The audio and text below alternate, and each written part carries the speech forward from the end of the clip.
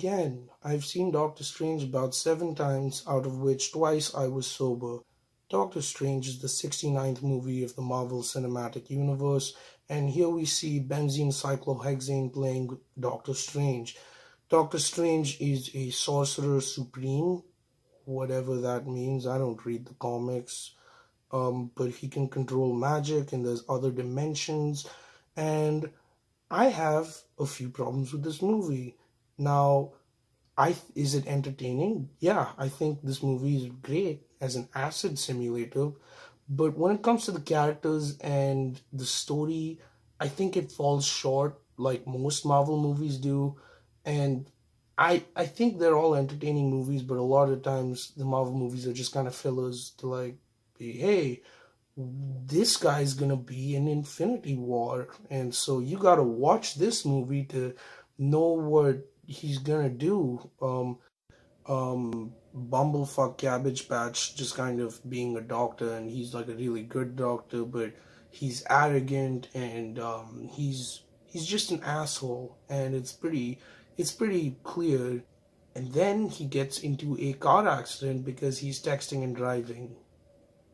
Now, that's not exactly the ideal hero role model that I'd look for. I mean, he kind of screws up his own life, and then he spends all his money, and he's kind of an asshole to his girlfriend, who's played by Rachel McAdams, and she's in the movie for a total of like 5 minutes of screen time, I think.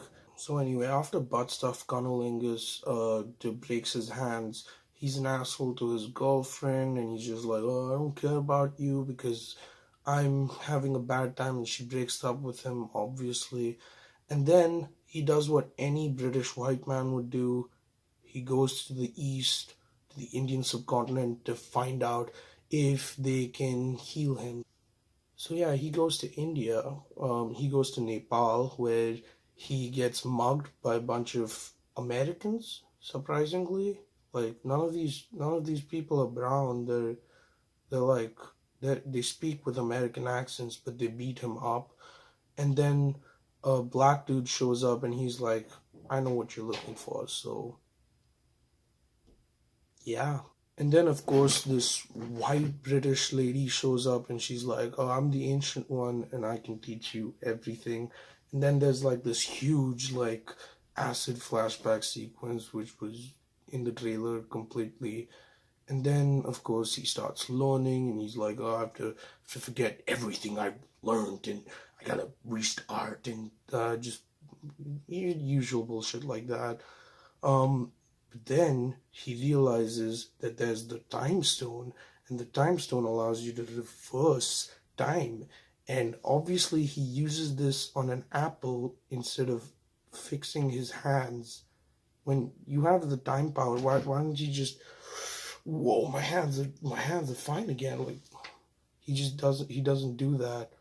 And yeah, and then there's a bad guy who's like, oh, everyone's gonna die, but we can stop this if we take our entire universe and shove it right up Dormammu's asshole into the dark dimension. Now, obviously, when you have a place called the dark dimension, that's obviously like the best tourist location ever. Like, why wouldn't you want to be a part of the dark dimension, you know? But anyway, then of course Benadryl chocolate gets like a cloak of levitation. It just chooses him, and it keeps saving him from being stabbed, which is also really funny because you have these guardians who are like protecting these gateways to the three sanctuaries or whatever they're called, and they all don't put up a fight. They kind of just die like pretty quick. But when it comes to Doctor Strange, he can survive anything, and the bad guys just kind of realize like, oh, we need this fight to go on longer. Let's punch him a little more instead of stabbing him with our air dimension blades or whatever. And he gets survived being stabbed in the heart. And this is where it got a little confusing. I don't know which dimensions affect the other, because I thought the astral soul projection place was just like a dimly lit noir version of our universe, but apparently when they're fighting, they like shake things in the real world, and like so it kind of starts to blur the lines. And I feel like that's my biggest problem with Doctor Strange is they give you so much of this stuff that you start questioning the laws of their universe. Why don't they just use the circle portal things to chop off each other's heads? Like even in Infinity War, there's a scene in the beginning where Wong makes a portal and some dude's hand gets chopped off, and immediately, as an audience member, I was just sitting there thinking, you can do this to Thanos. Like you could chop off his head or his arm with the gauntlet, but they never do it. Like their main reasoning is they use magic to create weapons and distractions, but they never really use the magic to like heal themselves, or they use magic to get weapons when like I it's kind of hard to follow honestly. But yeah, and then Tilda Swinton dies, and she tells him it's not all about you. And surprise, it's all about him in the end of the movie when he goes to fight Dormammu.